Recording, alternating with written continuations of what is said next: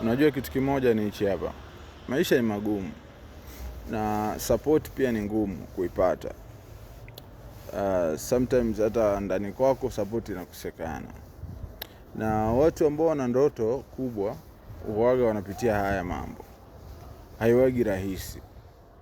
Haiwagi rahisi kutoka kwenye comfort zone, haiwagi rahisi kuja kupata supporters. Watu watakaoenda na wewe kwenye safari yako.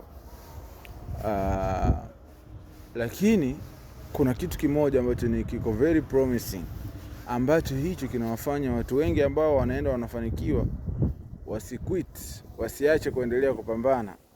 Ni small gains, ni achievement ndogo ndogo, ni mafanikio madogo madogo, vifanikio fulani vidogo vidogo, hata recognition. Baadhi ya mafanikio yanakuja in terms of recognition, kama bro, you are doing good. Somebody, mtu tu huko alipo anaamua kukuencourage na kukwambia kwamba yeah bro, that's the fact, unaongea safi sana. Mtu mmoja tu, inawezekana huyo mtu mmoja akaja after 5 or 10 days, hata wiki 3 zimepita, ndo anakuja mtu anakuambia you are doing great.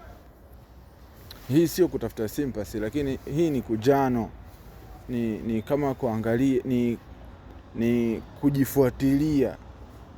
Umeona, kwenye hicho kitu ambacho unafanya, kujifuatilia na kuendelea kufanya ili kutokuquit. Kwa hiyo ni encouragement ambayo mimi najipa mwenyewe na nawapa watu wengine ambao kuna mawazo au kuna ndoto au kuna mazingira fulani wanayaona. It will not be easy, but we are not gonna quit. We are not going to quit.